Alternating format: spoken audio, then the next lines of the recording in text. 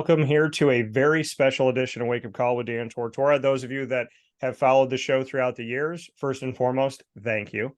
And for those of you that have been following us over these last couple of years, you know that we go around the country speaking with the leaders of conferences and leagues throughout collegiate athletics. We call it Commissioner Corner, and I have the opportunity today to be sharing the picture-in-picture with Tom Wistrcill of the Big Sky Conference. So this Commissioner Corner gives me an opportunity to speak with leaders all throughout the country from their viewpoint, from their conference on the issues that affect all of us, talking about realignment, reclassification, as well as NIL, name, image, and likeness, and the transfer portal, and the vision of the conference itself as we move forward. So with that being said, I am very honored to have in this edition of the Commissioner Corner, once again, Tom Wistrcill. Tom, how are we doing?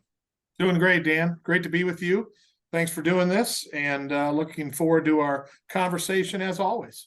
Yeah, and I'm a big fan. I know that I have some Big Sky. Got a nice Big Sky box that came within these past couple of years. Got some nice stuff from the Big Sky. I love the name. I continue to love the name because one, it doesn't have a region, and two, it doesn't have a number, because realignment has thrown everything out. The Big Ten has 14. They will have 16. So that name needs to change. The Pac-12 is going to have 10, maybe different than that. So the Big 12 is finally back to 12 because they were going to be the Big 8 again. So I'm happy to see that the Big Sky is, like, you think about it, no matter what happens in collegiate athletics, there will always be a big sky over this wonderful land that we live on. So you could do no wrong with that conference name.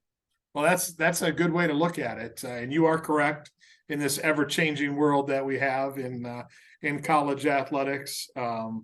Certainly the part of the country that we represent out here in the mountains, the beautiful mountains that we reside in here in the Big Sky, as well as out to the West Coast. So proud to be a part of this league. We got a great storied history, and excited to build on that as we've been doing. And to those that don't know some of the history, Tom, I'd love for you to share kind of what you really think are the pillars of the history of the Big Sky Conference that you feel like people should know. Yeah, I think we've been around since 1963. And, while there's been some schools coming in and out, there's been some that have been with us from the beginning. And what we represent are state universities and some regional state universities out west. We're in 8 states. And, for many of our schools that proudly carry the state name, I use that phrase a lot. When you have the state name in your school, it's going to be very important to the people of that regional area, the state, the community, and that. So, what we've been built on is really solid academic institutions, typically 2 of them within a state. You think of Idaho and Idaho State, Montana State are great examples where those are the flagship institutions within those states. And then you have the regional state universities, the Weber State, Northern Arizona, Northern Colorado, Sacramento states, which are large regional institutions that represent a tremendous amount of pride of those states, and using athletics not only as a marketing arm of the institution, but also enrollment drivers and ways to drive notoriety and money that flow into those local areas. And so we're very proud to represent those schools. We have great leadership within our schools that value athletics and everything that it brings to the college experience. And so our job is to make sure that we take good care of them and help accentuate their positives. And as you accentuate the positives of these schools, when I look at the Big Sky Conference and we look at the full-time members in Eastern Washington, Idaho State, Idaho, Montana State, Northern Arizona, Northern Colorado, Portland State, Sacramento State, and Weber State, what are the positives that we're accentuating when we look at this entire group of 10 as a whole? Well, I think what I'm most proud of is the balance that we have between academic and athletic success. We know who we are, right? I mean, I've got great friends and was part of the Power Five and Group of Five and all that. But, there's a little bit of an identity crisis going on with some of those institutions there that in some ways trying to be something they're not ever going to be. That's not the case for us. We know who we are. We're proud FCS football playing institutions who are trying to win a national championship in football. We do a great job representing the communities that we're a part of. We graduate our student athletes at a high rate. You'll always see some of our schools at the highest grad rates and APR rates and that around the country. And so we're very proud of that. But we can also compete for national championships here in the Big Sky. And we've done that year in and year out. Men's cross country is obviously our feature sport for that, with Northern Arizona winning 5 of the last 6 national championships there. But we have other sports as well in track and field, obviously football, and that where we can compete at a national level and try to win a national championship. So what I'm most proud of is we can find that balance. To me, we've kind of thread that needle, playing high level sports, high academics, and also knowing who we are and being comfortable in that. And here with Tom Wistrcill, the commissioner of the Big Sky Conferences, we're here in this commissioner corner. For you, Tom, you talk about threading the needle between athletic success and academic success.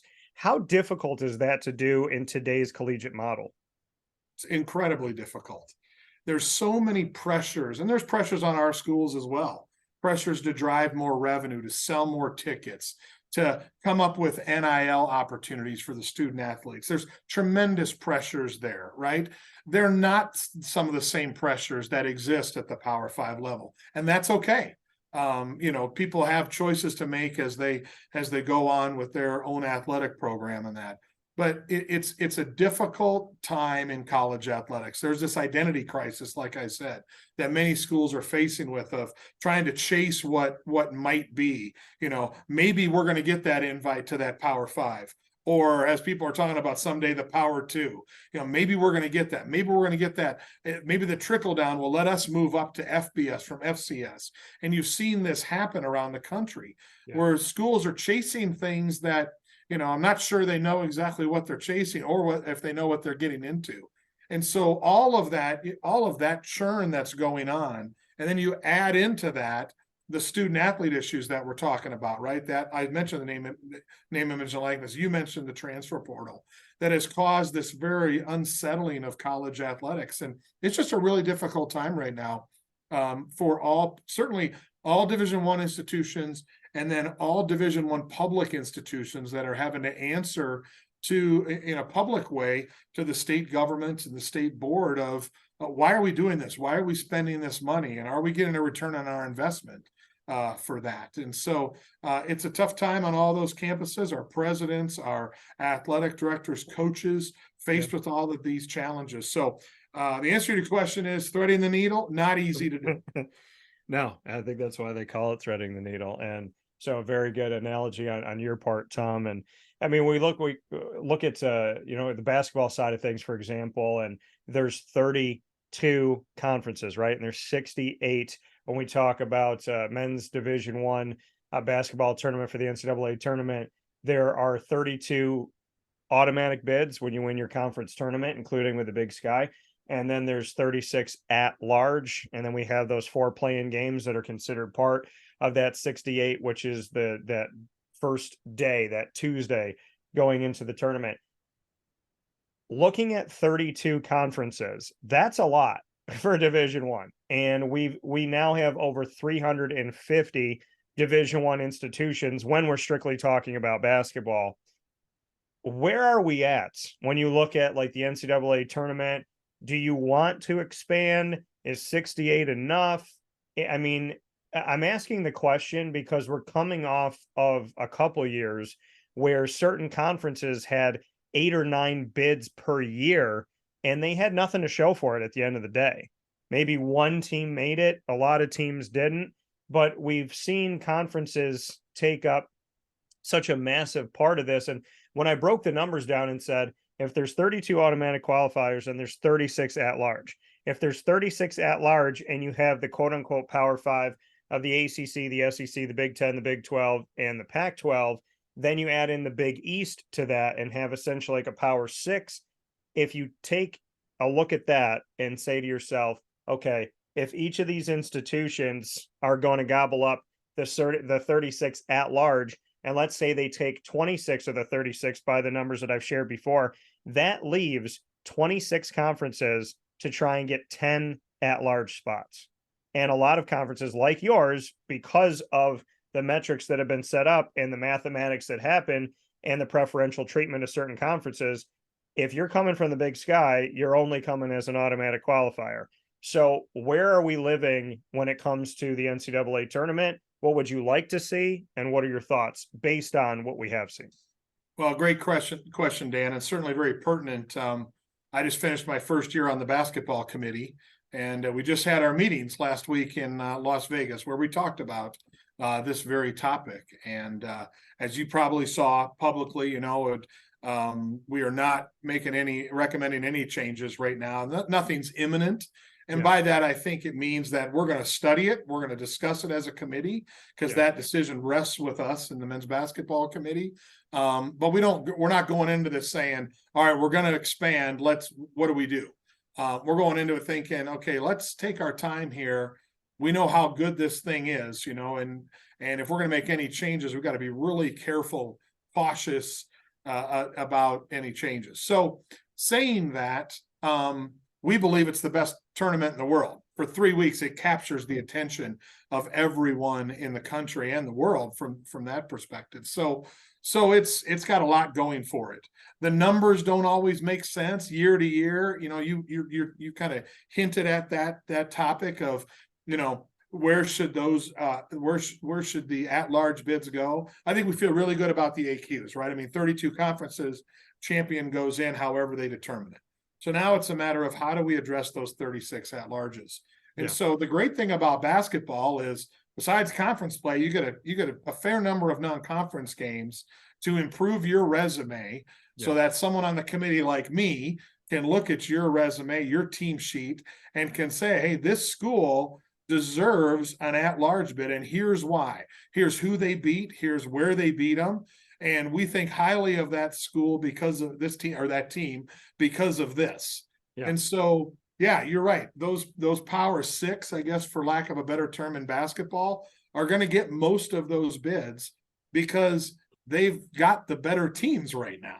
And they've proven that by winning those non-conference games and then competing in a conference against some of those other better teams as well. And so the challenge for conferences like ours at the Big Sky is, how do we find a way to get that second bid, right? I mean, let's take that back. There's kind of two challenges. One is, how do we get our champion the highest seed possible? And then two is, what about our second place team, our second team? What do we got to do to position that team? And quite frankly, we have to win more non-conference games. We have to, and we've made great strides recently as a conference in our presidents investing in getting more home games. We're going to win more games at home than we are on the road. Makes sense? So our goal is to get as many home games as possible to continue to up the net of all of our teams. So, because what happens is, you could be great at the top of your league, but if the bottom of your league is bad, when your best teams play those teams, your net will continue to fall. And so we have to be better top to bottom at the Big Sky, get our bottom teams to play better and win more games, so our best teams can take advantage of that when it comes to Selection Sunday. So, I'm comfortable with where things are at right now. I want to get a second team in. We have to do better. So do the rest of the conferences that don't get multi-bids. Everybody recognizes that, puts a lot of time, effort, and money towards it. But we also know that with 32 conferences, that the challenge is steep. But it's something we're going to continue to work at. Yeah, and we look at it, speaking here with Tom Wistrcill, the Big Sky Conference Commissioner, and this Commissioner Corner, a series that we've carried for years on Wake Up Call with Dan Tortora, getting to hear from the leadership around the country from so many different conferences and spotlighting the Big Sky here in this specific conversation today. And looking at, we talk about the men's side, but the women's side too, they've now expanded their tournament over the last few years to mirror the men's, and we're also looking at 32 conferences as well. Are we doing enough for the women's side of it in the sense of branding, in the sense of showcasing it? I mean, growing up as a kid, you weren't seeing women's games. You were maybe seeing the championship game. I wasn't seeing anything. I mean, I might know when it started, and then I knew that UConn won it at the end. I remember the newspaper maybe put the bracket in some point in like the bottom corner of the 4th or 5th page. They didn't carry the scores typically. I didn't know what was going on if you weren't named UConn or Tennessee. And a lot of these games were never televised. So now to have games on TV, to be able to watch and see the progression of the tournament, I think the Final Four and the championship game were remarkable this year for the women's side of things. I thought the entertainment value was through the roof. What are your thoughts on where we are with women's basketball and its coverage? Well, I think you just hit on the strides that have been made, right? You're right. 25, 30 years ago, the two schools you mentioned, Tennessee and UConn, that was it, right? So I think we've made tremendous strides in women's basketball. And it's certainly this past tournament, to what you just alluded to, was the best it had been as far as capturing national attention. So I think that we've grown. I think we've grown the programs. We've grown the business model. The Final Four has become an incredible event from the women's side.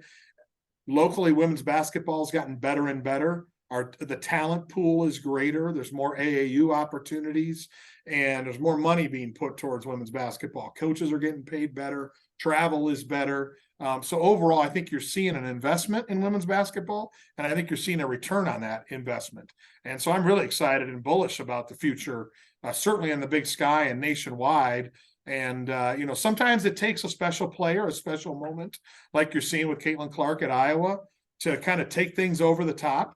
And so I think that combined with, we've had the Sabrina Ionescu's and then Paige Beckers, I believe I'm saying her name right, from UConn, that have kind of captured the attention of the country. And so, when you have those exciting games, when LSU is playing Iowa and they're talking smack back and forth, and that all of a sudden social media is going crazy around those things. That never happened 10 years ago, 15 years ago. And so to me, that shows the growth, that how far we've come. Still a long ways to go, but we're certainly on the right path.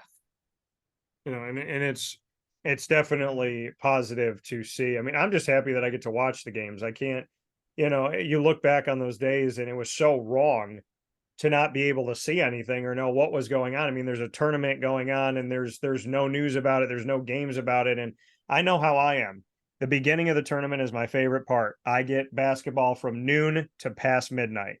And I am watching that for as much as I tell people, I'm like, you can come to the house as long as you sit down and you watch the games. I don't want to hear, are you going to change the channel? I don't want to hear, can you go get me food? We are in the house. I have cooked at home. I have locked it up, and this is where we're going to be. So, I love the tournament, love tournament time, and men's and women's basketball, ton of value that they obviously bring to the table. When you look at the Big Sky Conference and we talk about realignment, reclassification, all this stuff that's been going on, and, Division I schools being poached from one conference to another, which means that we've seen a bunch of reclassification from Division II institutions. Of the sports that you have there, of the sports that are sponsored by the Big Sky Conference, as well as the teams that you have, I know that you and I were talking about this off the air. You have 2 affiliate members in Cal Poly and UC Davis for the football side of things. But when we look at the future of the Big Sky, are you looking to sponsor any other sports? Are you looking to connect in any other way? Are you looking at expansion? What's kind of the Big Sky strategic plan as we step forward? Yeah, there's a lot happening in the space, as you said, Dan, and we feel very good about where we're at. We are 10 full-time members, very committed to the Big Sky, and we have great leadership with our presidents. We talk about this a lot of where we're at, where we want to be, what do we want to look like. So we feel really good about our 10 full-time members. We feel great about our 2 affiliates in football and what they bring to the table. You're always keeping your eyes and ears open for opportunities that are out there. You're always talking to other commissioners about what's going on and what might happen, and does that cause some adjustment need to be made in the Big Sky with our members, or adding members if some leave in that. You can't predict the future, but you better plan for it right now. And we understand, like I said, kind of where we're at in the pecking order, that we're not going to drive those decisions at the top level, but we might have to be reactive to those. So like I said, I feel really good about where we're at. right now we are not in an expansion mode. We're not in a contraction mode. But nonetheless, it's something we talk about every meeting. Our presidents are very engaged in that discussion. They care very much about it and about the future of their program and the future of the conference. So it's something we're certainly watching closely. There are always sports that pop up and we talk about, we're trying to solve with men's golf a membership issue right now, and we're working with a number of conferences on that. There's also some other sports out there that hopefully, we can, take a look at in the future. But right now, we've like I said, we feel good about where we're at.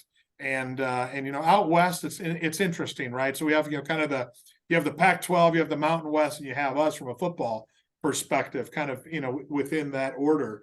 And, I have a great relationship with George and Gloria. They're two commissioners. We talk a lot about what's happening in the space and how that could affect us out here. But like I said, bottom line is we feel good about where we're at. Yeah, and to have that, to have a group of institutions that are working together and are strong together. You talked about, having 10 full-time members and the fact that you feel good about the membership that you have. What is it about, bring us into the meeting rooms, bring us into the Big Sky Conference when these institutions are all sitting at a table? What makes you feel like, in a world that is ever changing in collegiate athletics and there's constant poaching and just, where a team's going to be and things that don't make any geographical sense anymore? I mean, the Big Ten taking from California and having 2,000-mile, road trips. I mean, it's a very strange world that we're living in right now. Why do you believe that these 10 full-time members really have each other's backs and are connected? Because it's hard to find in conferences these days that, there is this kind of holding on to each other instead of every person for themselves. Yeah, I mean, all we can worry about is what we can control here in the Big Sky. And I believe what our presidents can control, and I'm very fortunate, I've got a great group of presidents that are willing to come in the room, the 12 of them together, because we invite Polly and Davis to all of our meetings. The 12 of them together come in and they take off their institutional hat, and they don't talk about me. They don't talk about their school, they talk about what's best for the Big Sky and how do we move things forward together, and knowing that we're stronger together. I've been a part of a lot of conferences in almost 30 years in this business, and that's not the case at every conference. There's, in some conferences, you have presidents that dominate the conversation that are all about what can they do to improve their school and what they think is best. That doesn't happen in the Big Sky. And I'm very fortunate that our presidents, like I said, are willing to take off their institutional hat and come together and say, what do we need to do? What are the difficult decisions we need to make? They're looking to me for leadership. They're looking for recommendations from me, but ultimately that is the key, is will the 12 of them come in the room together and like you said, kind of lock arms and say, hey, yeah, we want to get more money. Of course, we want to find new revenue streams. We want better exposure. What can we do to use athletics to help further the mission of the institution? And that's what it's all about. But like I said, no one's in there saying, I need this. I want this. This is what I have to have. That doesn't happen. And so that's the key to that success. And you're right, Dan, that doesn't happen in every conference. But so that gives me some confidence. It doesn't mean that we're resting on our laurels and just, singing Kumbaya in every meeting. That doesn't happen. But nonetheless, I feel good about how our presidential leadership gives us confidence and direction about what the future could look like. Yeah, and like you said, I mean, it's having like-minded institutions that care about each other and have parallels that they find to be very important, because we do see around this country right now, there are, whether it's driven by money, which a lot of people believe that, that's the driving force and the money is the root of all evil. I always look at, I look at institutions and I look at kind of this musical chairs and I say to myself, you're making a lot of money here. You're going to make more money, but are you going to compete there? I mean, you look at like, okay, you make 30 million now you're going to make 50 million. So it's 20 million more, but will your team ever get out of there alive? And so, I mean, if money is driving everything, which leads me into NIL and the transfer portal, how do we get a hold of this, Tom? Because name, image, and likeness has become buying players, which I don't know why anybody's surprised about that.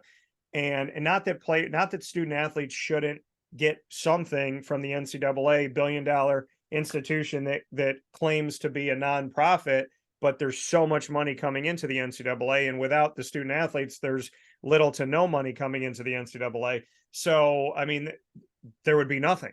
And so you look at the NCAA and you say to yourself, okay, there's got to be something for student athletes, which I totally understand, because the majority of student athletes are never going to play pro. And the only time that they have to make money off of their name, image, and likeness is while they're in college. So there should be something, but there's no parameters.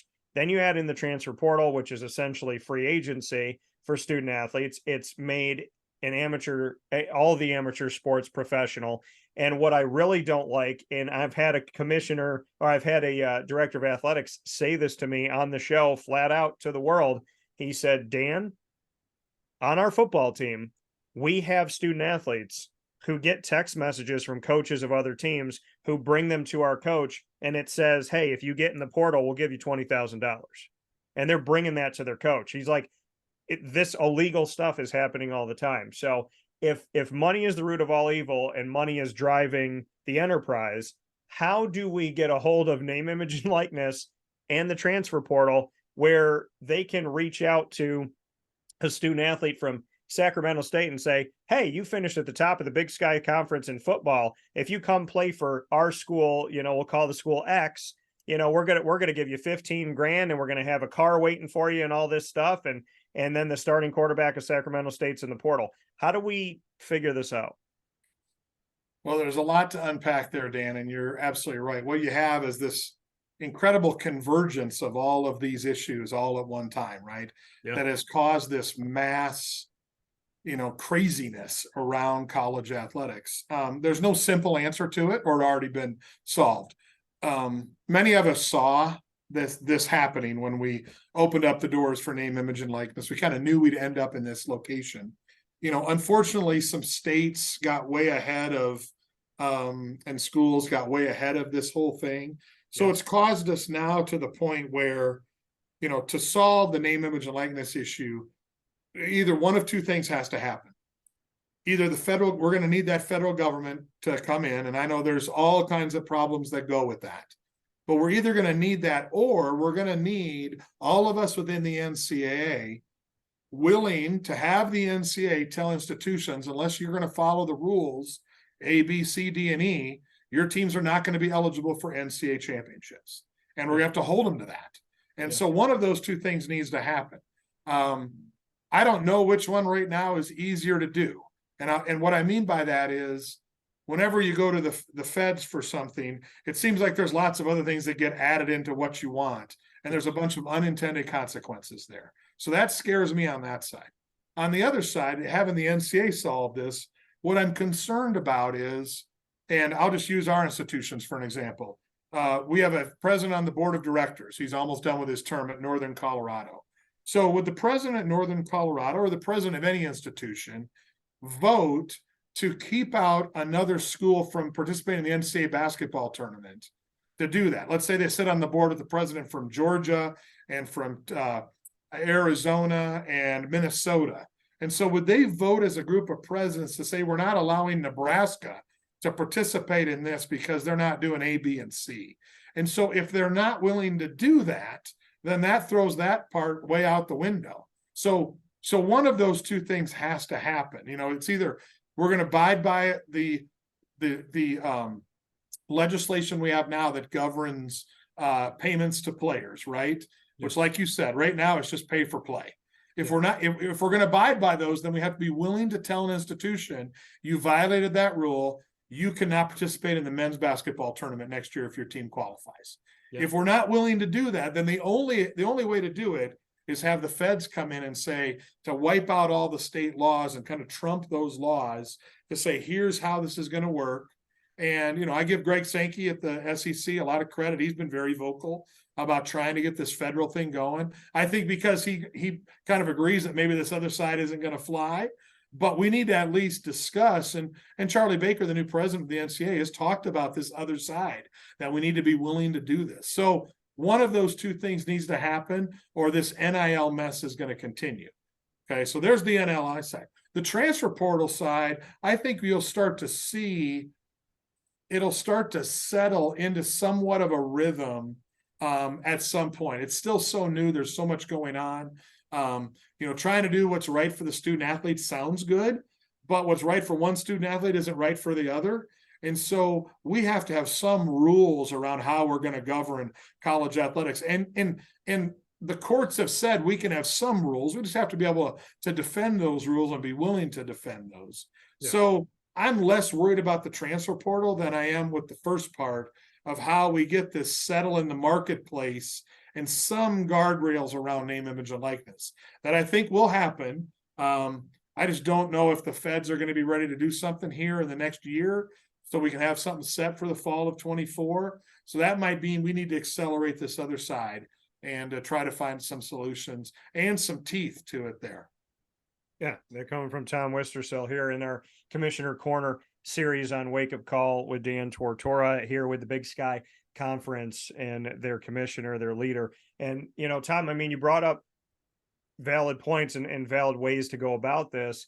My concern, and I say this with respect to the national government, not everything always gets done timely. Not all of it's done right. And when politicians are involved, there's a lot of lack of ethics and morals and values and doing things the right way. I've always been a proponent of the NCAA having a body that is created outside of them with no connection to them, not a federal thing, but a body that is a check and balance to the NCAA, creating an institution that would be put in place to monitor the NCAA and make sure that the NCAA does what they're supposed to do. And not an arm of the NCAA, but just like we have a legislative, executive, and judicial branch, that there would be this, okay, NCAA, these are your rules, these are your parameters, this is what you say is, supposed to be done with NIL, this is the transfer portal, we're going to check and balance you and we're going to watch you. And not a government body, but a national institution that essentially makes sure that the NCAA is following protocol. Because I think the way that we have it now, the NCAA rule book continues to get bigger and bigger and bigger, but different schools break the same law and they're treated differently. And so that's not working.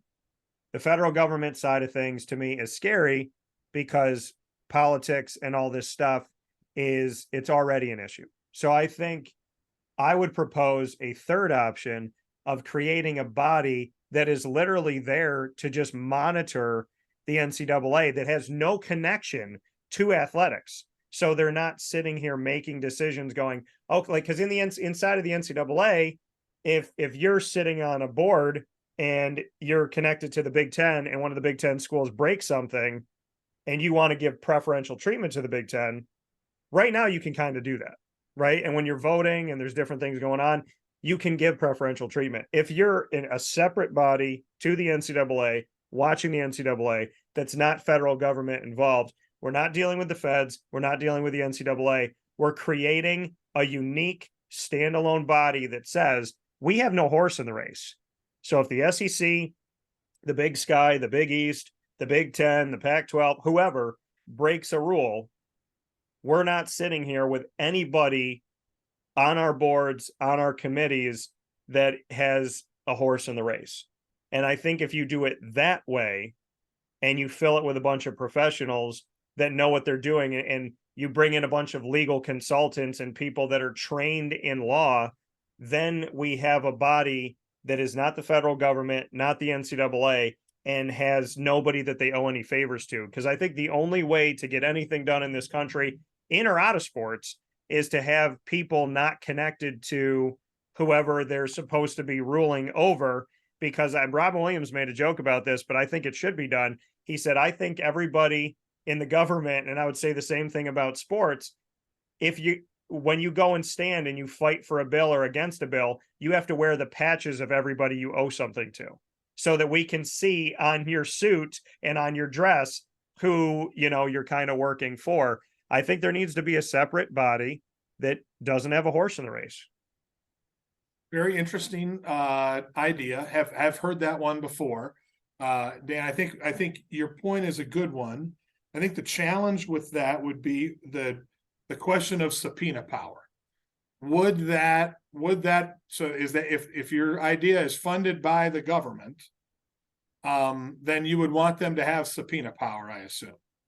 If not, then it's just another NCA that every school is going to be like, why do I need to follow the rules right now? There's no penalties. So somehow that decision would have to be made to follow through with your idea, to run that through, because the challenge right now the NCA has governing us is they don't have subpoena power. So I think that's the question then. How would you grant that type of a group subpoena power? And then that, of course, that brings in the governmental regulation piece there. So interesting idea.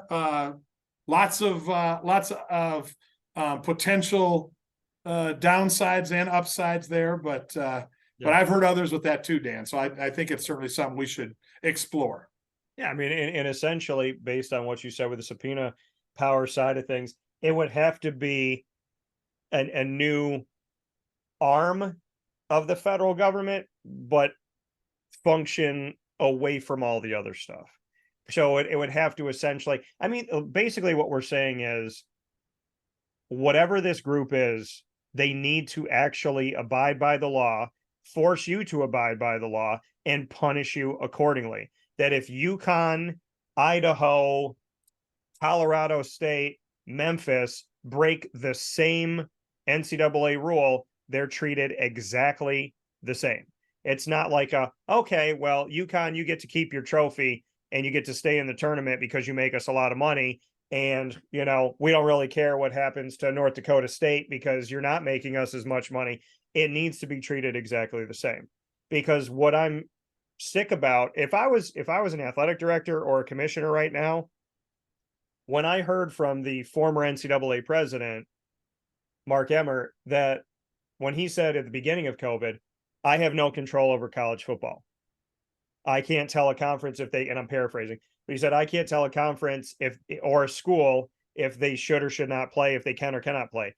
If you're telling me you have no control over conferences and no control over schools, then if I'm a coach or I'm a student athlete and you suspend me and you penalize me, I'm not paying that suspension. I'm not sitting out. I'm not doing anything. Because if you tell me I have no control over your school and no control over your conference, well, I play for that school within that conference. So if you can't tell the Big Sky what to do and you can't tell Idaho what to do, then if I'm playing at Idaho, I'm definitely not sitting out. Because if you have no control over the larger picture, then at my level, playing for the sport that I'm playing for, if you can't control the Big Sky and you can't control Idaho, you can't control me. And when he said that, and when it came to college football, I said, okay, then no college football student athlete should ever have to sit out, should ever have to be penalized. No school should have to pay a fine, because if there is no control at the top, there's no trickle down control.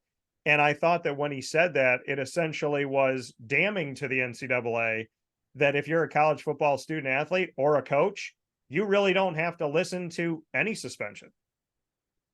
Yeah, I mean, you're certainly hinting at one of the big issues that college athletics has going forward, right? Which is the CFP is outside the NCAA. Yeah. We play football inside the NCAA. So we would have to abide by those rules if we want to compete for a FCS national championship, but 128, 130 schools from a football perspective at the CFP level don't have to. And so that is a conflict there, and something that is kind of underlying a lot of big discussions that happen around college athletics is that there's that conflict, and that's not going away anytime soon, because the CFP is just getting bigger and bigger and bigger. And so that is, you hit it on the head right there. That is a challenge and an issue for us moving forward. So we look at the FCS and we look at the obviously what you've done with football, especially most recently. Your conference of the Big Sky accounted for just shy of a quarter of the teams that advanced to the FCS playoffs. FCS, a Division I AA football. Looking at that, 24 spots in your conference had 5 of them advancing into postseason: Sacramento State, Montana State, Weber State, Idaho, and Montana. just what that means to you and what it says. I mean, the FCS playoffs are no joke. Those spots are not easy to jump into, and to have a conference, we talk about the, Division One when we talk about men's and women's basketball and automatic qualifiers and then getting in teams after that. The FCS, I want people to know nationally, is not an easy thing to break into and to get all of these at-large opportunities. You send 5 out of 24 spots that are there. You send 5, like I said, just shy of a quarter. And I'd love to get your thoughts on that, because the Big Sky Conference obviously is carrying a lot of clout when it comes to deciding this FCS playoff opportunity. Yeah, we're very proud of our football programs. We had 5 teams in last year. We have 6 teams ranked in the preseason top 25 this year, and we believe we're the strongest top to bottom FCS football conference, and I think that proves that out.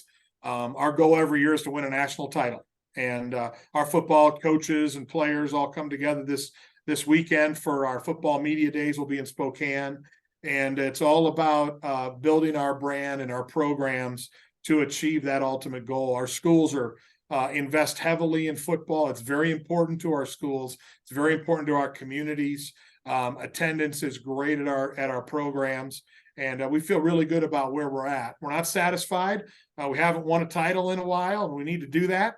Part of our problem is we beat up on each other in the regular season, and the way the FCS playoffs work is you play at home at the higher seed until you get to the championship game. And so we hope that we can get those 1 or 2 seed or win some games on the road to get to Frisco again, as we've done in the past, certainly. But feel really good about where we're at. We got a great group of coaches. We have 5 new ones this year, but we have a really good, solid group of coaches, and you'll expect to see great things from Big Sky football this fall. And with the Big Sky Conference at your headquarters being in Farmington, Utah, bring me into how you would describe that and just what it means to you to have a presence there in Farmington, Utah, to these institutions. And then secondly, why Spokane, Washington makes sense to carry football there for your media days. Yeah, our headquarters have been in Utah for many years, 25 years now. It's a central point of the league. We're in 8 states out west here. So the Salt Lake City area is kind of in the center point. It's got a good airport for me to travel to the schools and to get out since it's kind of in the center of it. So it's been a good home for us, and it's kind of cool. When we moved into new offices about 3 years ago, just before COVID, and we're right on I-15, just north of Salt Lake. Got the Big Sky Conference sign on our building, and so we get lots of compliments of people driving on the interstate saying they see our headquarters. And for our student athletes that fly into Salt Lake and are busing up to Weber or Idaho State, they drive right by. So it's a nice point of pride for them to feel good about the conference. From a Spokane perspective, we have our media days up there because the majority of our media can drive to that location. They've been a really good home for us. They're excited to have us. We bring 2 student athletes and the head coach there. We do a football youth clinic with all our student athletes on Saturday. We do our Hall of Fame banquet that Saturday night, and we're inducting our 2nd class of Hall of Fame, 14 people, former student athletes, coaches, administrators going into the Big Sky Hall of Fame. Sunday, we do a bunch of media training for our student athletes. We do coaches meetings, AD meetings. They meet together. It's all about what the future of football is going to look like and what do we need to do to keep our place and to help our teams be more successful and to win a national championship. And then all day Monday is media days. We're live on ESPN Plus. Each coach, each student athlete gets interviewed. We're live on Scripps Sports Network as well, and all over the West here. So we like to feel like, and I've been part of, Power 5 and G5 media days before, and I can tell the student athletes and coaches they're getting the same experience that they're getting at the Big Ten or the MAC, where I've been a part of, that you see with the SEC and the Mountain West and the Pac-12. They're getting the same amount of coverage and excitement, and it's quite a spectacle. And we're very excited about being able to showcase our coaches and student athletes that way. And before I let you go, speaking here with Tom Wistrcill, the Big Sky Conference commissioner in this Commissioner Corner series on Wake Up Call with Dan Tortora, taking a look around the country when it comes to collegiate athletics and the leadership that we have in this beautiful country. When you look at the fact that, like you said, the quote unquote Power Five, quote unquote G5 that you have been connected to, that you've been able to see these different pieces, you've been able to see what it's like from the inside when it comes to Division I FBS, as well as with the autonomy group of 5 conferences. What has that shown you and done for you as you lead the Big Sky and have led the Big Sky?